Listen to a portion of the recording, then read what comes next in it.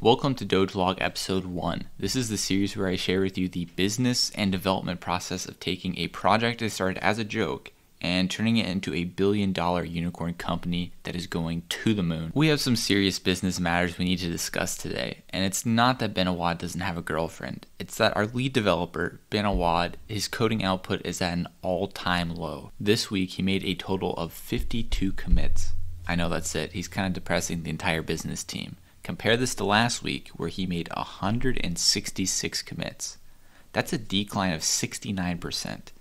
And yeah, the math did kind of just end up like that. Now, of course, the number of commits that a programmer makes in a week is a terrible metric to gauge their productivity. But as a businessman myself, these are the type of useless statistics that we make important decisions on. When the business team and I were investigating the root cause, we discovered that the number of pull requests seemed to be inversely correlated with Ben's productivity. This week, there's been a total of 222 pull requests merged in.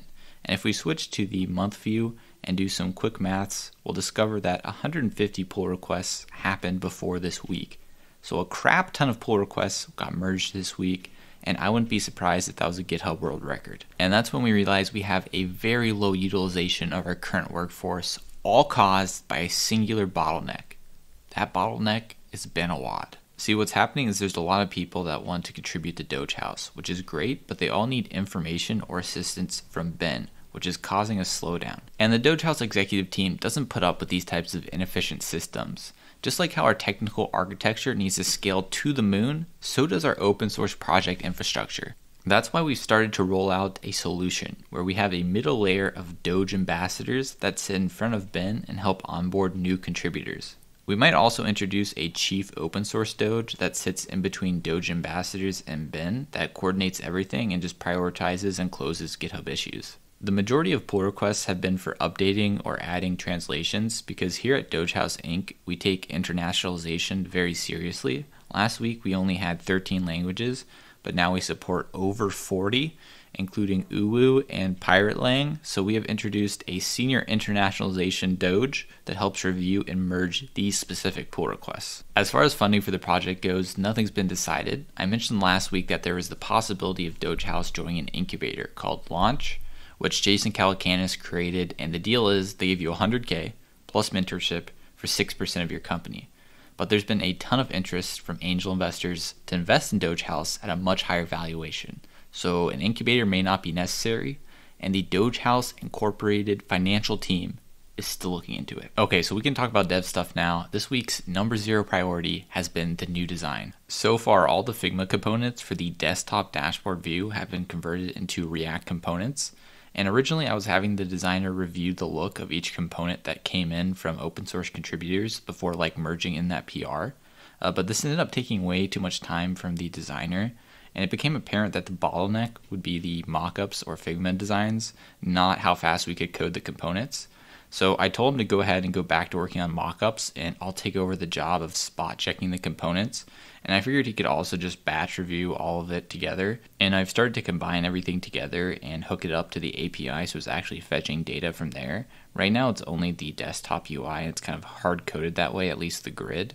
But the designer is almost done with the mobile version, and then that's going to be integrated in soon. There's been some contributors working hard on the desktop app that uses Electron. They've added global keybinds, which means you can now mute yourself without having to have the window in focus. There's a nice little status bar at the top, and desktop notifications are now a thing. I set up a GitHub action that runs every time I merge code into the prod branch, which builds a Linux, Windows, and Mac version of the desktop app that you can download in the Releases tab if you want to try out the desktop app. And by the way, the filter option on GitHub Actions is a total life changer. You can give it a specific path, and it only runs if that subtree changes. The project is migrating over to Yarn Workspaces, which really just means we're going to start using Yarn install now, because we now have some shared packages. A contributor is working on separating out the client interface into a separate package called Kebab, which is then going to be used in the Next.js project, the React Native project in the future, and it's also going to be released as an NPM package. And this is for anyone who wants to install it and basically programmatically make calls to the API. For example, if you want to make a Doge House bot. I finally got around to adding custom emotes in chat. There's only a couple Pepes right now from Better Twitch TV, but the logic is in place now if anyone wants to add one. And this is a good PR. All you gotta do is upload an image and then add the name to like a list, and then you're good to go. Someone made a PR, so now you can actually see how long a room has been live for, and there's an emoji representation for each one, and it starts at fueling the rocket, and it used to end at solar doge, but rooms started lasting longer than that, so now it's been updated all the way up to spotted life. There's been two problems that popped up this week that I've yet to fix. The first one has to do with a workaround to get unbanned from a room, or really unbanned from anything. When a room creator or mod bans you from a room, we insert it into a room block table. The problem is with how I implemented deleting of accounts though, I wanted to follow GDRP, so I was doing a hard delete that cascaded across all tables, so we literally stored absolutely nothing about you when you deleted your account, but then people were able to just circumvent bans by deleting their account and then creating a new one.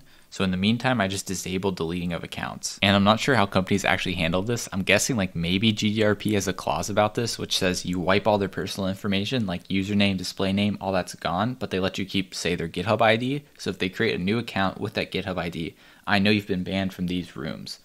Otherwise, I'm not sure how literally any company that is GDRP compliant is able to enforce bans. Problem 2 is impersonations. We have a username field which is enforced to be case insensitive unique, but also a display name which is not. And we've been using that display name for the text underneath your avatars and the name in chat.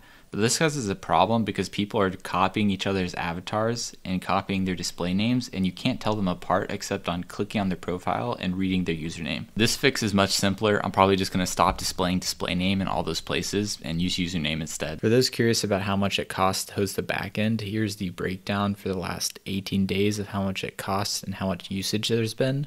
So the biggest cost is the 2 VPSs, the RAM and the cores for both of them. So it's 8 CPUs and 32 gigabytes of memory for both. And then after that, it's bandwidth. And I actually didn't know what EMEA was, but apparently this is Europe, Middle East, and Africa.